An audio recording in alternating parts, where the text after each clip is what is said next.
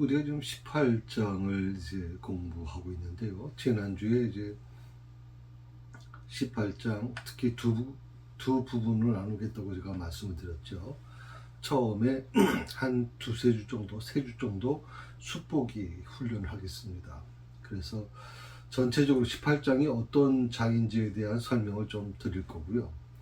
근데 그것이 끝나면 각 구절에 대한 말씀을 드리기 때문에 그 수포기에서는 제가 특별히 성역 구절을 필요한 것은 있겠지만 전체적으로 읽어나가는 그 흐름은 아닐 거라 말씀을 드리겠습니다.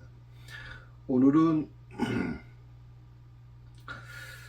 그 18장 1절에서 12절에 있는 그 내용을 가지고 오늘 수포기 훈련을 좀 하겠습니다. 그래서 특별히 지난주에 조금 복습을 좀 말씀을 드리게 되면 모세의 장인이 미디안 제사장 이드로가 이제 그 모세의 이제 부인, 그 다음에 두 자녀를 데리고 모세를 이제 만나러 찾아오게 되는 그 과정에 대한 얘기입니다. 특별히 여기서 이제 가족에 대한 얘기를 제가 말씀을 드리면서 모세에게 있어서 가장 힘든 시간을 많이 보내지 않았습니까? 그런 과정에서 사실 아론도 있고 또 그 동생 미리암도 물론 있고 또 미리암의 남편인 훌도 있고 여러 가지 있습니다만은 그럼에도 불구하고 우리가 좀 이 모세가 아내가 없고 두 자녀가 없었을 때 굉장히 외로웠을 거라고 생각이 듭니다. 물론 그래서 하나님을 더 의지했겠죠. 그래서 그 부분에 대한 것을 지난주에 잠깐 말씀을 제가 드렸어요. 오늘은 그 1절에서 12절에 있는 내용 중에서 지난번에 말씀드렸던 가장으로서 사역자면서 또 그 두 자녀, 아내와 두 자녀의 이제 남편과 아버지로서의 가장의 역할이죠. 으로서의 모세의 역할, 이 두 가지에 대한 부분을 좀 같이 좀 나누려고 합니다.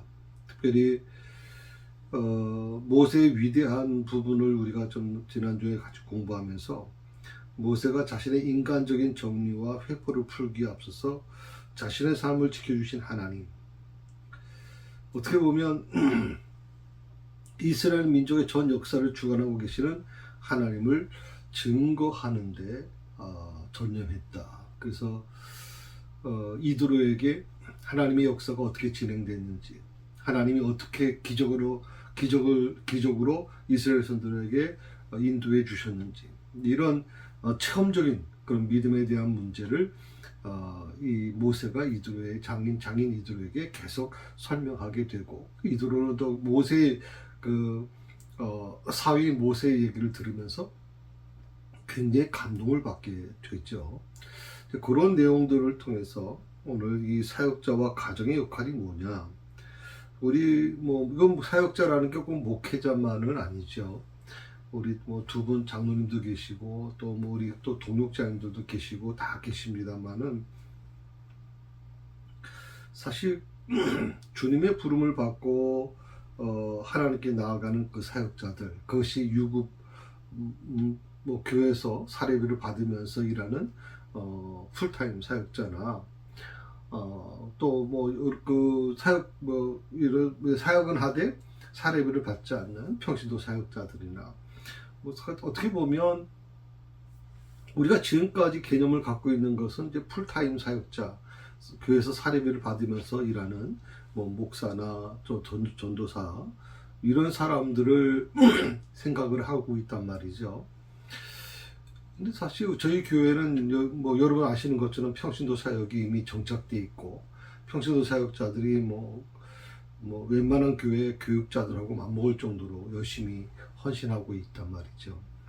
그런 부분에 있어서 이 사역자로서 어떻게 이 부분, 가정에 대한 문제와 사역에 대한 부분을 어떻게 조화를 이룰 것이냐 하는 게 굉장히 중요한 부분이라고 생각을 해요. 그래서 특별히 이 사역자들이 가장 끊기 어려운 게 뭐냐면 가정에 대한 책임이거든요. 저 역시 목사지만 우리 사모에 대해서는 남편이고 또 우리 두 자녀에 대해서는 아버지잖아요. 가정을 책임져야 될 부분이 있단 말이죠. 저는 하나님 앞에 이 물질적인 문제다, 모든 문제에 있어서 하나님 앞에 소원한 게 있어요.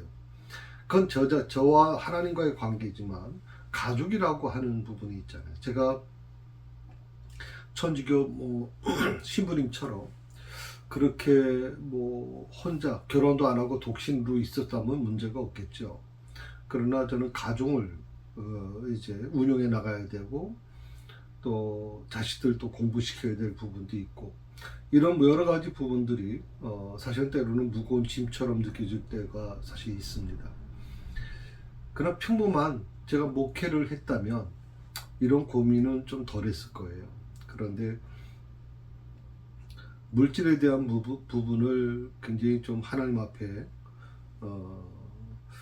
좀 이 부분이 굉장히 저한테는 굉장히 중요한 부분이었기 때문에 하나님 앞에 이 물질적인 부분에 있어서 좀 청렴하게 살고 싶습니다라고 소원을 했기 때문에 그 부분이 우리 가족들한테는 굉장히 무거운 짐이 되지 않았겠나 하는 생각을 좀 제가 하고 있어요.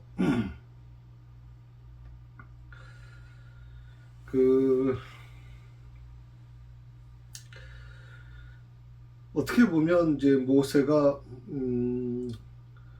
그 피 할례 사건이 있었잖아요. 할례를 받지 못함으로 인해서 하나님이 모세를 죽이려고 했던 그런 사건이 하나 있었어요. 그래서 모세의 아내가 급하게 이제 할례를 치르고 이런 과정에서 굉장히 충격을 받지 않습니까? 굉장히 충격을 받죠. 누구보다도 자신의 남편이 10가지 재앙을 이제 하나님을 대신해서 10가지 재앙을 바로 앞에서 이제 행했던 사람이고 또 이스라엘 모든 민족 200만 명이 넘는 이스라엘 민족을 전부 다 이끌고 이제 애굽에서 나오게 되는 이 모든 것의 지도자인데 그런 모세가 지금 잘못해서 이 할례 문제 때문에 결국에는 죽음까지 갈 수 있었던 위험을 느끼면서 모세의 아내가 굉장히 충격을 받게 돼요. 그래서 모세도 역시 마찬가지겠죠. 이거 이렇게 되면 안 되겠구나 생각을 하고 그 부인과 아내와 두 자녀를 이제 장인에게 맡기게 되죠. 물론 그렇게 함으로써 이제 사역에 대한 온전히 헌신할 수 있는 부분도 물론 있었을 겁니다. 어떻게 보면 이 사역자들이 갖고 있는 고민이 바로 이런 부분일 겁니다. 모세의 경우와 마찬가지로 하나님의 부름에 나설 때 어떤 결연한 행동을 취해야 할 때가 종종 있거든요. 예수님께서도 마태복음에 보게 되면 이 사역자들이 어떻게 취해야 될 것이냐 하는 하는 부분이 나오죠. 그래서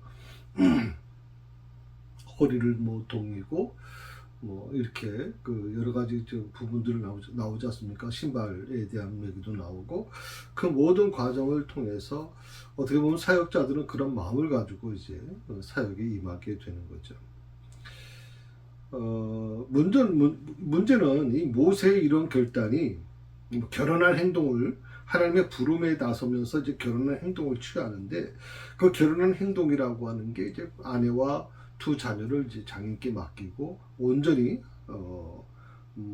정말 독신처럼 하나님의 뜻을 이루면서 이제 이스라엘 백성들이 이끌어온 이 모든 것들, 이 모세의 이런 결단이 가족과의 모든 관계를 완전히 청산하는 것을 의미하는 것은 아니다라고 하는 거예요. 다시 말하면 모세가 가족을 버린 게 아니라는 거거든요. 오히려 이 별거는 잠시 동안이었고 사역을 마쳤을 때는 하나님의 은혜로 다시 결합하게 되었다라고 우리가 이해할 수가 있습니다. 하나님께서 어떻게 보면 사역자들에게 바라시는 건 그걸 거예요. 가정이라고 하는 게 굉장히 중요한 부분이고 가정을 통해서 저는 사역자들이 제대로 훈련받을 수 있다고 생각을 해요. 저 역시 그런 어떤 드라마틱한 인생을 살지 못했거든요. 목사의 가정을 자라면서 뭐 그렇게 좀 간증하시는 분들이나 이런 목사님들을 보면 이렇게 폐병에 걸려셔가지고 죽을병에 걸려가지고 이렇게 해서 하나님께 가서 기도했더니 하나님께서 응답해 주셔서 목숨을 연장받았고 그래서 내가 목사가 됐습니다 하는 분도 계시고, 하여튼 또 가정에 핍박을 받아가지고 또 가정에 또 어머니가 무당인데 그 핍박 속에서 이제 홀로 그 신학을 공부하면서 정말 몸부림치면서 그 가정에서도 쫓겨나고 이제 이런 정말 드라마틱한 그런 그 사역을 하시는 분들이 많이 있어요, 사실은. 근데 그런 분들을 그런 분들을 보면서 참 대단한 분들이라고 저는 생각을 해요. 근데 저는 사실 목사의 가정으로 자라면서 그렇게 드라마틱한 삶을 살지 못했어요. 제가 좀 그런 삶을 산 것은 이제 3년간 군대에서 겪었던 그런 어려움들이 통해서 이제 얻어지게 된 것이고, 또 하나는 이제 제가 가정을 이제 이루게 되면서 사실 그런 준비라든지 이렇게 제가 계속 신학을 공부하고 또 대학원에서도 신학을 공부하다 보니까 제가 무슨 직장 생활에서 돈을 모으는 것도 없었고요. 요즘에 전 군인들 형제들 보면 참 부러워요, 사실은. 왜냐하면 군대 나올 때 병으로 18개월밖에 안 되잖아요, 요즘엔. 저희는 거의 30개월이고 물론 저는 3개월 해봐서 27개월 했지만 그 18개월밖에 안 됐는데 불구하고 거의 1,000만 원 넘게 갖고 나오지 않습니까? 그래서 저는 이제 저희 때는 그런 게 없었잖아요.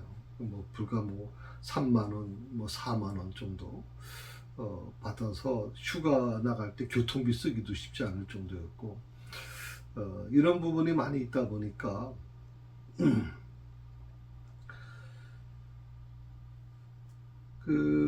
어떻게 보면 우리가 살아가는 모든 과정에 있어서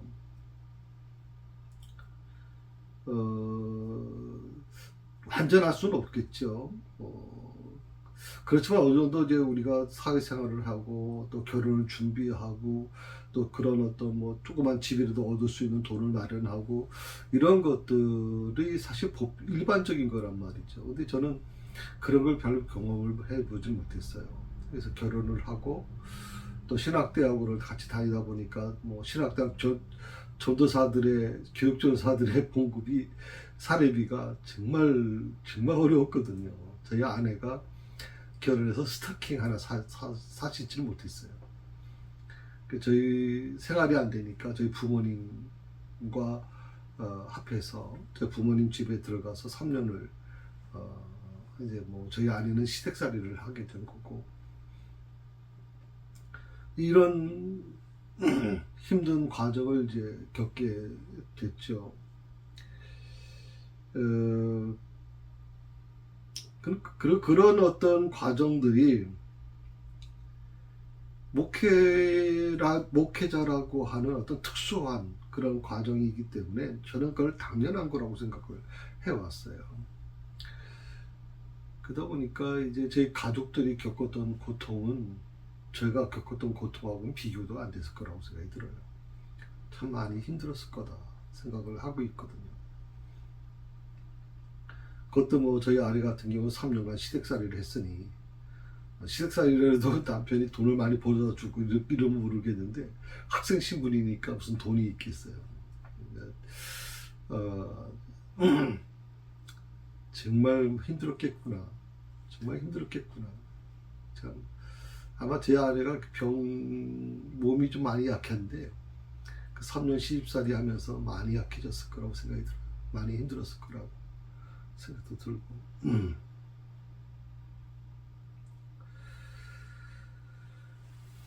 하나님께서는요, 가정이라고 하는 이 인간적인 정분 때문에 하나님의 나라의 대의를 그르치는 것을 좀 원하진 않아요. 가정이라고 하는 것을 분명 허락해 주셨음에도 불구하고 하나님의 그 사역을 감당하는 데 있어서는 가정 때문에 사역을 못한다? 이것을 하나님이 허락하지 않으시는 거거든요. 그걸 좀 염려하신 부분도 있어요. 문제는 하나님께서 인간의 희생을 요구하시는 거냐? 많은 분들이 그런 얘기를 해요. 그 신부님들이 독신으로 있기 때문에 그분들이 더 옳은 거 아닙니까? 라고 얘기할지 모르지만, 여러분, 신부님들이 원래 독신으로 있던 거 아니에요. 원래 처음에는 결혼을 했거든요. 그런데 이 세습 문제 때문에 굉장히 어떤 그런 중세교회가 굉장히 돈이 많았잖아요. 땅도 많고 어마어마한 재산을 소유하고 있었기 때문에 이런 것들이 대물림되는 거에 대한 교황청에서 굉장히 심각하게 받아들였고, 결국에는 하다 할 수밖에 없는 게 뭐냐면 결혼을 못하게 하는 거예요. 독신으로 하니까 그나마 그래도 이런 어떤 돈 문제나 뭐 세습 문제 이런 것에서 조금은 낮았다 이렇게 얘기를 하고 있는 건데, 목사는 이제 결혼을 하기 때문에 이런 부분에 있어서는 굉장히 좀 힘든 부분이 존재할 수 있죠. 우리가 한 가지 기억해야 되는 것은 하나님께서는 인간의 행복을 파괴하시는 분이 아니다. 우리가 이 근동지방의 어떤 신관이라든지 이런 것을 보게 되면, 인도의 어떤 그런 신관을 보게 되면 굉장히 인간이 희생되어야 되는 것이 많아요. 인간의 희생을 통해서 어느 그 종교는 그 사이비 종교죠. 그 종교는 뭐 인신 공양까지 할 정도로 아주 굉장히 심각하지 않습니까? 사실 인신 공양이 다른 나라만 있는 게 아니죠. 우리나라도 있었습니다. 특히 제주도 같은 경우에는 제주도에 인신공양이 있었잖아요. 그래서 그런 이기풍 선교사님이 제주도에 가서 이 인신공양 하는 것을 아주 강하게 막고 교회는 그것을 이제 타파시키는 과정도 있었습니다만은, 하나님께서 하신 우리 인간을 통해서 하시고자 하는 것은 인간의 행복을 파괴하시거나 맹목적인 헌신을 강요하시는 게 아니다 하는 것입니다. 오히려 사역자에게 따뜻한 위로의 장소로서 가정을 허락해 주셨다. 사실 사역자들이 굉장히 외롭습니다. 주의를 감당하는 게 결코 쉽지 않습니다. 우리 성도들은 목사에게 하소연할 수 있습니다. 뭐 투정 부릴 수 있고 그렇습니다. 이스라엘 백성들이 모세에게 나아가서 투정 부리고 원망하고 불평하는 것처럼 그렇게 할 수 있습니다. 근데 목사는 여러분에게 그렇게 할 수가 없습니다. 그래서 목사가 할 수 있는 건 오직 하나님 앞에 나가서 하나님께 울부짖고 하나님께 울어도 하나님 앞에 우는 거고 하나님께 호소할 수밖에 없는 건데, 그나마 그래도 위로를 받을 수 있고 좀 쉼을 얻을 수 있는 곳이 바로 가정이라고 하는 거죠. 이 가정을 통해서 하나님은 삶의 의욕을 주셨고요. 또 일의 성취를 해나가는 목적을 부여해 주셨다는 겁니다.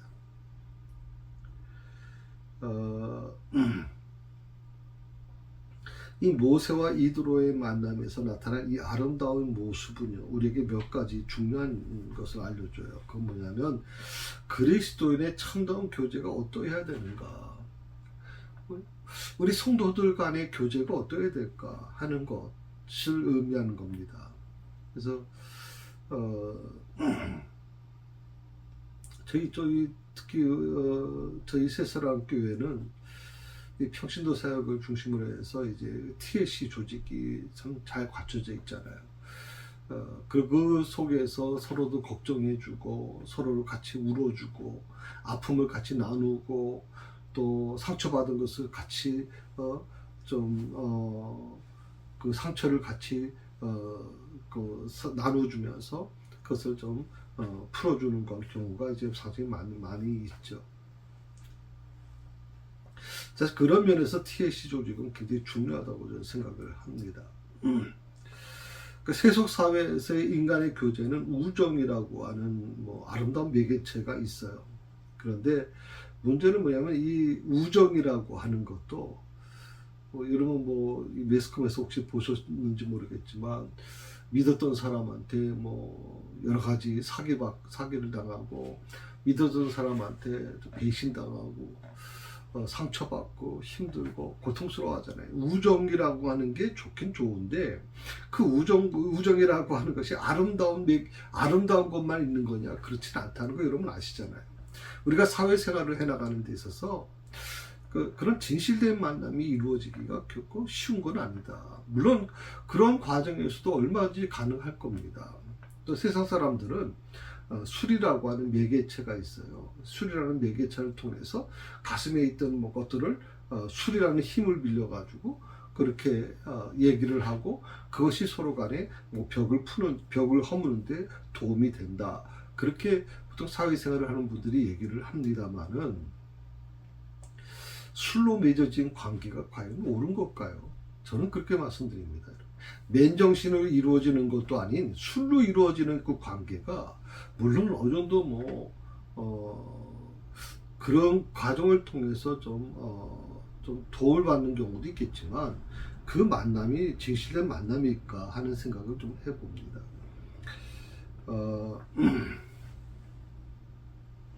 특히 우리가 우리 사회의 가장 중요한 게 뭐냐면, 모든 가치가 어떤 것을 통해서 이루어집니까? 돈이라는 것에 통해서 이루어진단 말이죠. 모든 가치의 척도를 돈에 준단 말이죠. 그 돈이 있으면 사람이 몰려요. 이것이 이제 예수님께서 보통 얘기했던 그 탕자의 비유에서도 똑같은 거죠. 돈이 있으니까 사람들이 모이는 거예요. 근데 돈이 떨어졌을 때 어떻게 됩니까? 탕자가 버림받게 되고, 돼지가 먹는 주업 열매를 주워 먹을 수밖에 없었던. 그래서 그 주변에 그렇게 돈이 있을 때 모여들고 서로 뭐 아양 떨고 서로 간에 뭐 정말 진실한 친구다 뭐 이렇게 얘기하고 하던 사람들이 돈이 떨어지고 나니까 싹 사라지고 없어진다. 이게 사회의 만남이잖아요. 세상 사람들과의 만남이잖아요, 여러분. 뭐예요? 결국 돈으로 모든 것을 다 평가한단 말이죠. 돈으로 모든 것을 움직여 나간다는 거. 그걸 우리는 뭐라고 얘기하면 황금만능주의가 판치고 있다. 이렇게 황금만능주의가 판치고 있다. 어떻게 보면 세계의 가치관을 어떤 대화의 주제로 삼게 되잖아요. 그러다 보니까 세계의 가치관을 대화의 주제로 삼게 되면요, 진실된 만남이 이루어지기 힘들어요. 세계의 가치관이라는 게 뭐예요? 과학적인 논리, 아니면 뭐 진화론에 관련된 거, 또 요즘에 같은 진보와 보수 사이의 그런 가치관, 이런 것들 때문에 서로 이렇게 좀 좋은 관계로 가져갔던 사람들도 요즘에 시국이 하도 시끄러워지다 보니까 뭐 페이스북도 끊어내고 뭐 친구 관계도 전부 다 끊어내고 여러 가지 일들이 막 일어나고 있단 말이죠. 이런 것들이 굉장히 좀 우리에게 힘들게 할 수 있다는 거, 여러분 그렇게 기억하시면 좋아요. 그런데 이 모세는요, 이두로 앞에서 세속적인 가치관의 기준인 명예와 그리고 자신의 출세에 대해서 자랑하지 않아요. 저는 이게 모세의 위대함이라고 생각해요. 하나님이 왜 모세를 선택할 수밖에 없었는지가 바로 여기서 나오는 거예요. 모세는요, 여러분 아시는 것처럼 성공한 사람이잖아요. 200만 명이 넘는 한 민족을 대표하는 아주 대단한 위치에 있는 사람이거든요. 이스라엘 민족은 모세를 대할 때 하나님을 대하듯이 한답니다. 자, 그러면 이 성공한 모세가 어떻게 보면 그 자기 장인 앞에서 자랑하고 싶은 마음이 없겠어요. 세속적인 가치 기준인 어떤 명예와 자신의 출세에 대해서 자랑하고 싶을 텐데도 모세는 그걸 한 번도 그렇게 얘기하지 않아요. 오직 사랑 안에서 교제를 나누고 있죠. 따라서 그 모세와 이드로의 만남, 사위와 장인의 만남은 단순히 어떤 장인과 사위라고 하는 혈연적인 차원을 초월하는 거예요. 저는 이거 굉장히 중요하게 생각을 합니다. 왜냐하면 여러분 성도님들 중에서 그렇게 아마 생각하는 분도 계실 수 있습니다. 우리 선교사님들 이렇게 보니까 하씨가 많네. 하찬 선교사님, 하순정 선교사님, 하진철 선교사님은 아무 상관없는 분이잖아요. 여기 선교센터, 여기 우리 청왕리에 사랑의 교회 선교센터가 있습니다. 어느 권사님, 사랑의 교회 권사님이 아마 기증하셨다 그래요. 빌라를 전체 기증하셨다 그래서 거기에 선교센터를 운영하고 있거든요. 거기에 오셨다가 이제 저희 교회에 와서 예배를 드리다가 이렇게 교인들하고도 친분도 있고 또 같이 이제 나누고 또 이제 선교 후원을 하면서 이제 선교사님으로 우리 교회가 섬기고 있죠.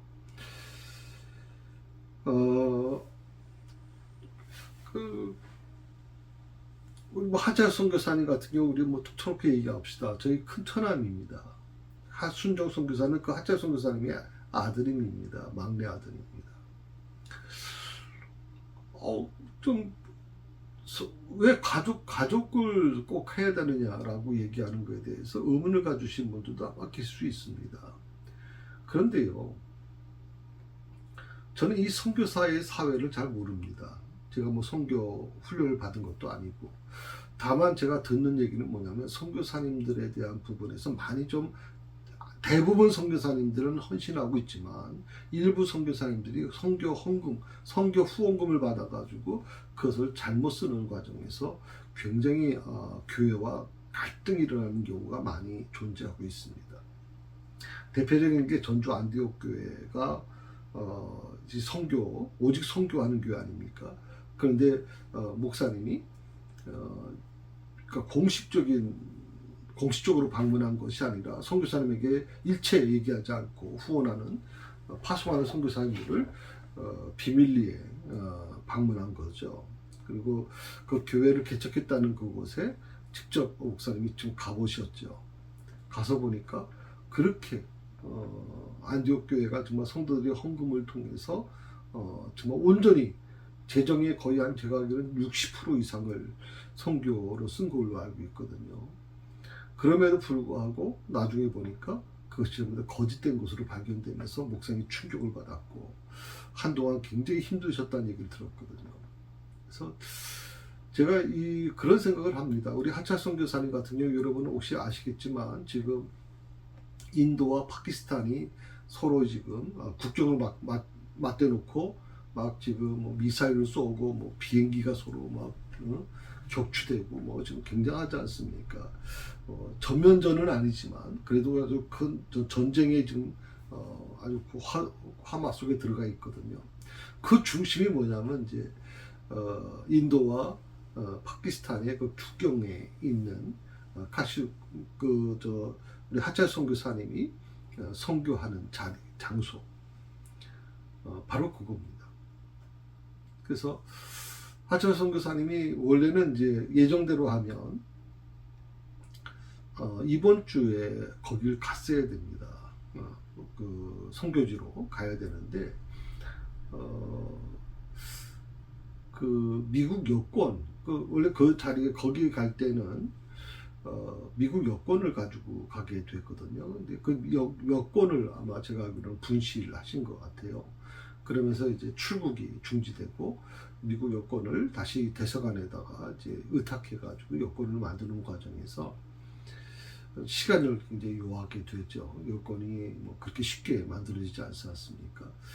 이런 과정을 통해서 그렇게 심각한 상태가 아닐 때 이제 이게 그렇게 여권을 이제 분실해서 여권 찾느라고 굉장히 힘드셨거든요. 근데 결국 못 찾아서 여권을 재신청하게 되는데 지금 파키스탄하고 그 인도의 국경선에서 우리 하차 선교사님이 선교하는 자리가 그 위치가 한 30km밖에 안 떨어져 있어요. 굉장히 위험한 지역이거든요. 그래서 정말 다른 어떤 교단에서 파송한 선교사님들조차 가지 않으려고 하는 그곳에서 복음을 전하고 계시거든요.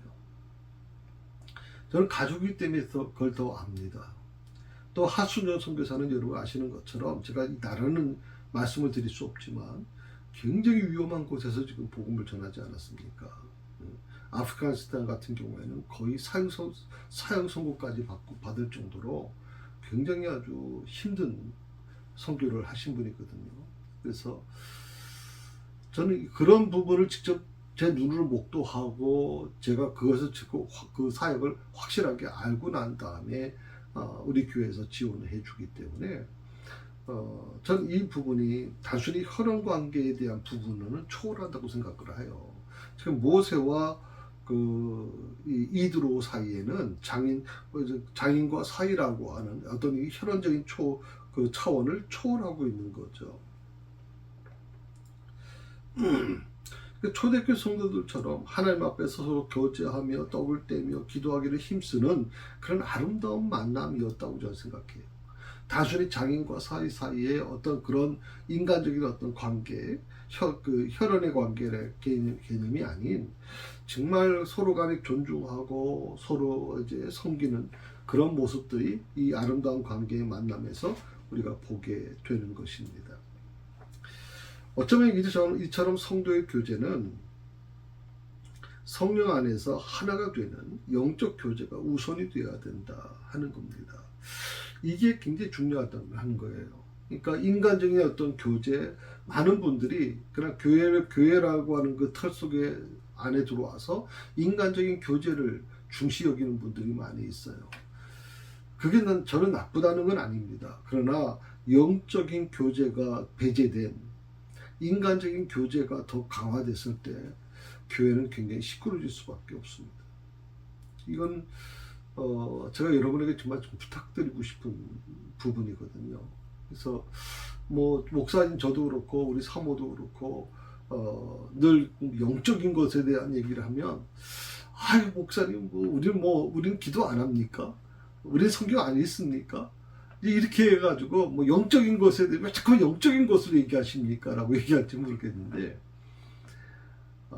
여러분 영적인 삶, 영적인 어떤 그런 교제는 단순한 인간적인 어떤 교제하고는 달라요. 근본적으로. 그 이해관계를 초월하는 거거든요. 이해관계를 초월해야 돼요.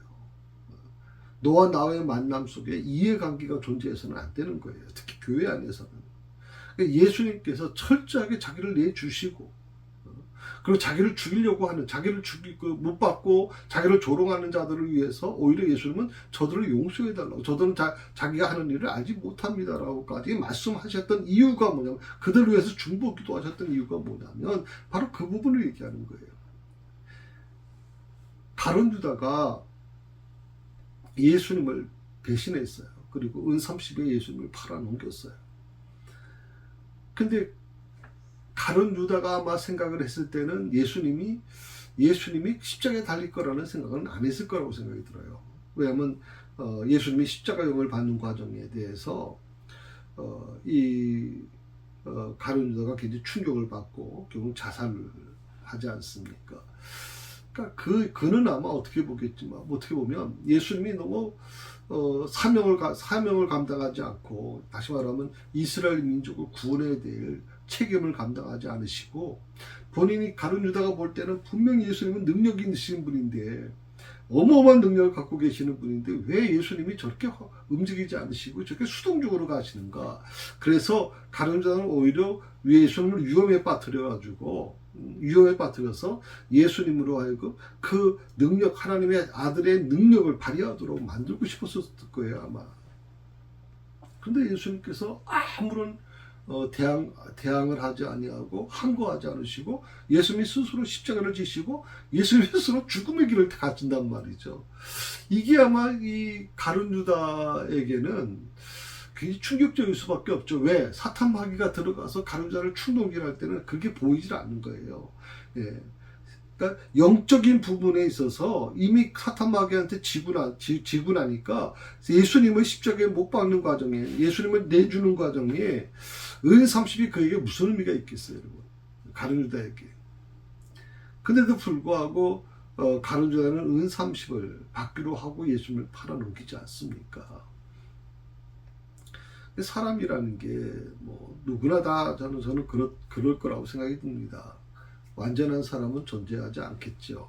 그러나 항상 우리가 생각해야 될 게 바로 이런 부분입니다. 성령 안에서 우리가 하나가 되고 그것을 통해서 우리가 영적인 교제를 나누게 된다. 저희가 성찬을 할 때도 그 성찬 컵, 성찬 잔을 개별적인 잔을 그동안 우리가 사용해 왔잖아요. 그런데 우리가 그 성찬 잔을 하나로 통합해서 하나로 그 도자기 위에 담아서 그 잔 포도주에 빵을 직접 떼어준 빵을 직접 찍어서 먹게끔 하는, 그것은 뭐 간단한 얘기입니다. 그게 옳다 뭐 안 좋다, 그게 더 낫다 안보다, 그건 아닙니다. 잔을 받았다고 해서 그것이 뭐 덜 그러구나 그런 건 아닌데, 다만 저희 교회는 큰 교회가 아니다 보니까 작은 교회잖아요. 작은 교회는 서로 간에 좀 이렇게 관계가 좀 그렇잖아요. 거기 그 예배 참석하면서 누가 누군지 다 알잖아요. 그런 과정에서 같은 포도주에 빵을 찍어서 먹을 때 마음이 더 아름다워지지 않겠나 하는 마음으로 지금 저희가 성찬을 그렇게 진행하고 있는 거거든요.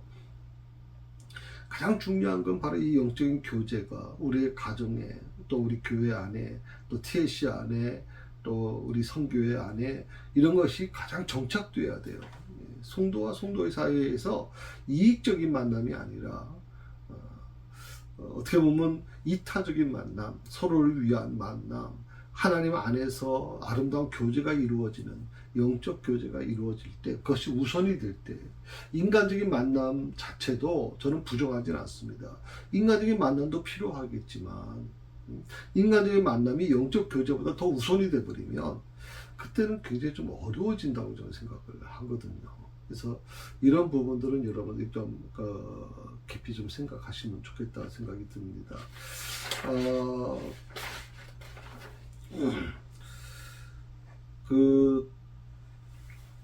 원래는 이제 여기까지 마무리하려고 했었는데, 다음 주부터는 이제 18장 23절에서 27절에 있는 이스라엘의 행정 체계의 정비에 대한 말씀을 좀 드릴 겁니다. 그래서 모세와 이드로 사이에 특별히 이 부분은 굉장히 중요한 부분입니다.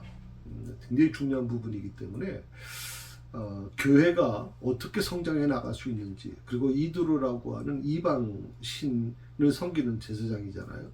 미디안 제사장이니까 그런 미드로의 그 충원을 어떻게 모세가 그걸 받아들일 수 있었고, 또 이스라엘 공동체, 하나님을 믿는 이스라엘 공동체가 어떻게 미디안 제사장이 얘기하는 얘기를 받아들일 수 있었을까 하는 겁니다. 이게 충격적인 부분이거든요.